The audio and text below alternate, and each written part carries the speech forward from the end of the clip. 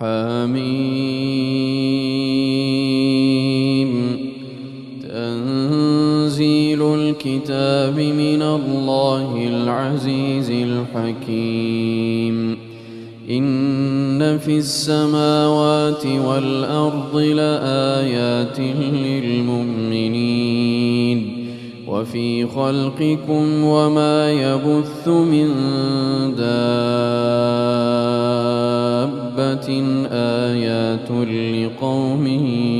يوقنون. واختلاف الليل والنهار وما أنزل الله من السماء من رزق فأحيا به الأرض بعد موتها وتصريف الرياح آيات لقوم يعقلون.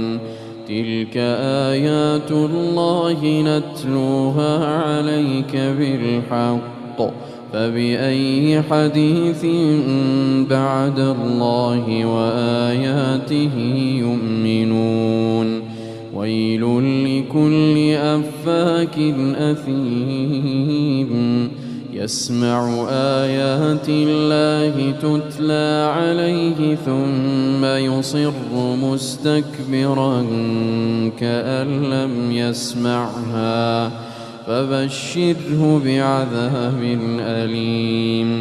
وإذا علم من آياتنا شيئا اتخذها هزوا أولئك لهم عذاب مهين من ورائهم جهنم ولا يغني عنهم ما كسبوا شيئا ولا ما اتخذوا من دون الله أولياء ولهم عذاب عظيم. هذا هدى والذين كفروا بآيات ربهم لهم عذاب والذين كفروا بآيات ربهم لهم عذاب من رجز أليم. الله الذي سخر لكم البحر لتجري الفلك فيه بأمره ولتبتغوا من فضله ولعلكم تشكرون. وسخر لكم ما في السماوات وما في الأرض جميعا منه إن في ذلك لآيات لقوم يتفكرون. قل للذين آمنوا يغفروا للذين لا يرجون أيام الله ليجزي قوما بما كانوا يكسبون. من عمل صالحا فلنفسه ومن أساء فعليها ثم إلى ربكم ترجعون. ولقد آتينا بني إسرائيل الكتاب والحكم والنبوة ورزقناهم من الطيبات وفضلناهم على العالمين وآتيناهم بينات من الأمر فما اختلفوا إلا من بعد ما جاءهم العلم بغيا بينهم إن ربك يقضي بينهم يوم القيامة فيما كانوا فيه يختلفون. ثم جعلناك على شريعة من الأمر فاتبعها ولا تتبع أهواء الذين لا يعلمون إنهم لن يغنوا عنك من الله شيئا وإن الظالمين بعضهم أولياء بعض والله ولي المتقين هذا بصائر للناس وهدى ورحمة لقوم يوقنون أم حسب الذين اجترحوا السيئات أن نجعلهم كالذين آمنوا وعملوا الصالحات أم حسب الذين اجترحوا السيئات أن نجعلهم كالذين آمنوا وعملوا الصالحات سواء محياهم ومماتهم ساء ما يحكمون وخلق الله السماوات والأرض بالحق ولتجزى كل نفس بما كسبت وهم لا يظلمون أفرأيت من اتخذ إلهه هواه وأضله الله على علم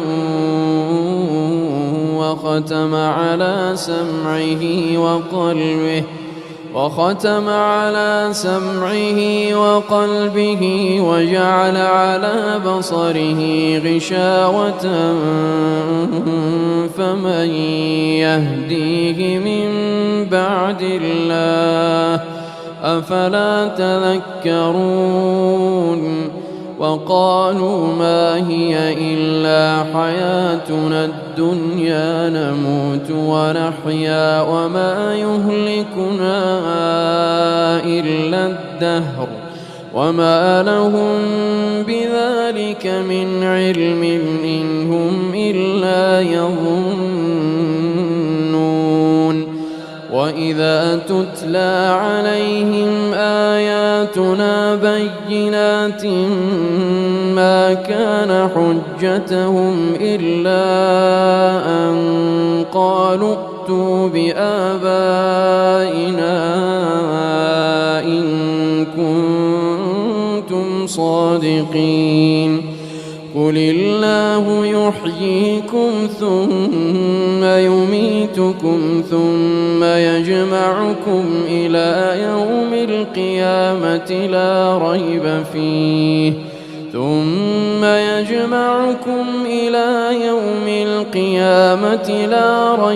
فيه ولكن